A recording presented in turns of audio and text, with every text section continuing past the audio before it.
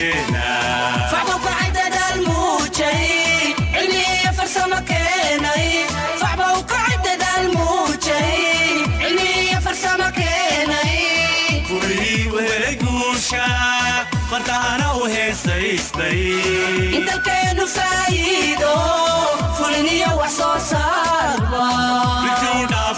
في الجودافو فلني وحصوصار با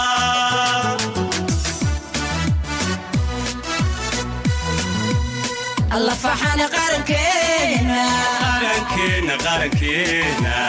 فعبوا قاعدة الموجي اللي يفرسم كيني فعبوا قاعدة الموجي اللي يفرسم كيني كوري وهجوشا فرتانا وهيسيستي انت الكينو فايدو فلني وحصوصار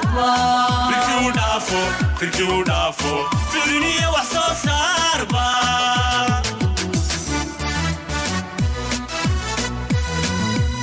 وحيتاي فريتينو في النهوردا ييتوسين بلا مغنى أو فورين تعبنا ودفيتا تعبنا ودفيتا تعبنا ودفيتا تعبنا ودفيتا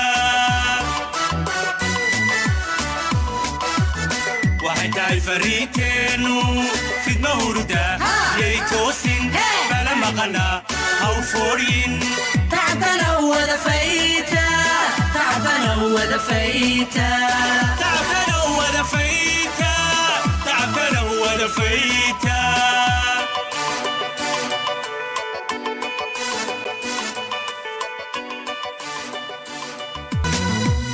الله فحنا قارنكينا فعبوا قاعدة الموت. And now it has become partly a theater of chaos, I would say, for both the superpower competition and even emerging and middle power, ranging from the Middle East, such as Qatar, even Turkey, the UAE, and others. And what is very concerning these days is the possibility of an outright war breaking out between Ethiopia and Somalia, or even a proxy war, whether we are going to see a Ukraine of the Horn of Africa. In a sense, Somalia dragging all the big powers, were following particularly Egypt's involvement a couple of weeks ago. So based on your experience, first of all, do you see any looming conflict or war breaking out in the Horn of Africa, particularly between Ethiopia and Somalia? Let's begin with that. Yeah, not at all. I mean, let's look at the situation in Somalia. The Somali regime cannot defeat al-Shabaab. You know, the first day I was on the job as assistant secretary, I brought in my Somali people, my Somali experts, and I said, tell me, how many fighters are in the Somali National Army? They gave me a number. How many fighters are in the federal member state militias? They gave me a number. How many fighters are in al-Shabaab? They gave me a number. And I couldn't believe it. I said, this war should be over in one day, you know, given the numbers. But the Somalia cannot defeat al-Shabaab by itself. It looks like it can't even defeat it, you know, with international help.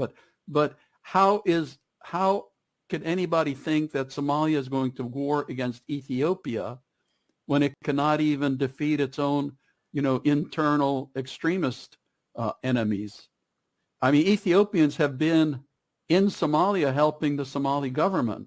So while Somalia is throwing what I call a snit fit against Ethiopia, you know, they're Ethiopian soldiers who are giving their lives to protect that very regime.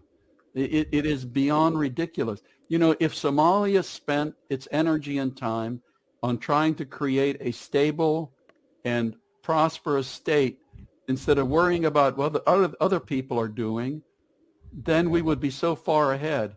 But instead, it uses somewhat the tactics that Egypt uses with the GERD. You know, it's trying to look for outside, you know, forces and outside powers to help its case. You know, it is pathetic. It is absolutely pathetic. So let's dive deep into the rationales behind for Somalia's growing securitization or overreactions, right? There must be some reasons. Can we blame the memorandum of understanding for everything which is unfolding? Because most people are saying now you have opened the floodgate and you laid your bed. You made your bed. You have to lay on it, kind of thing, blaming everything to the Ethiopian government for signing the memorandum of understanding, act of aggression, and provoking Somalia and all regional actors. So can we blame Ethiopia or the memorandum of understanding for all the crisis we are seeing? Well, let's talk some fundamentals. First of all, Ethiopia has absolutely every right to negotiate for a port. Ethiopia is the largest, most populous landlocked country on earth. So it absolutely has rights to a port. Number two, Somaliland is much more of a de facto functioning state than Somalia. And, everybody knows that. Everybody pretends that it's a quote unquote breakaway region of Somalia, but it's not. It's a functioning state. It's a real country. And, because of that, Somalia is feeling very, unconfident about its own role. And so there are a lot of forces underneath there. It's the port deal, I think, was just, again, it was, as we say, the straw that breaks the camel's back. It was that last kind of act that Somalia can focus on over its unhappiness. I mean, the Somali people deserve so much better than the governments that they've had to put up with. Let's start with that. When is Somalia actually going to have a one-person, one-vote election, direct election? Instead of, when is Somalia going to figure out how to not have its hand out to the international community for billions and billions of dollars every single year? When will Somalia be able to stand on its own 2 feet? Instead of, holding its breath because 2 of its neighbors dared to make an agreement, which is in both of those countries' interest. But some people allege that the memorandum of understanding is against the territorial integrity of Somalia. So what is your answer to that? Well, yeah. What are we talking about territorial integrity of Somalia? Are we talking about Greater Somalia, all of the stars in the Somali flag? Does that include the Ogaden, parts of northern Kenya? Somaliland is a functioning de facto state that the Somaliland people decided on. And, that's how it goes. My own native country of Hungary lost 2/3 of its territory after World War I. People were very unhappy about it. People are still unhappy about it, but that's what happened. Yeah. So what business, now let's move to the new actor.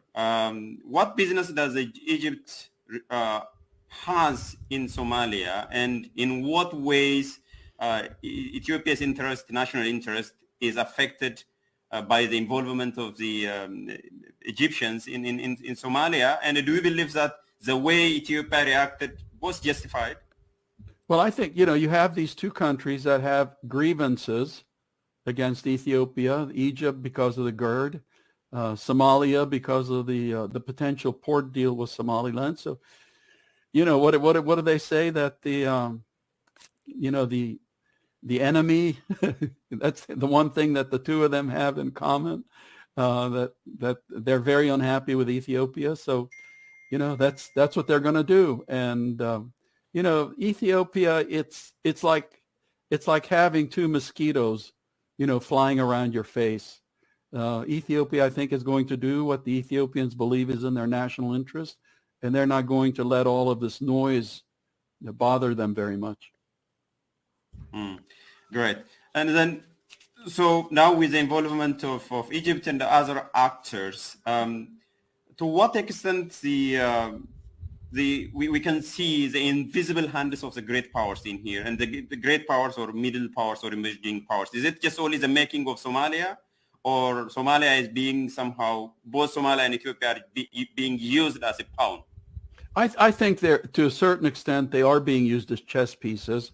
I think, first of all, you have to look at the African Union.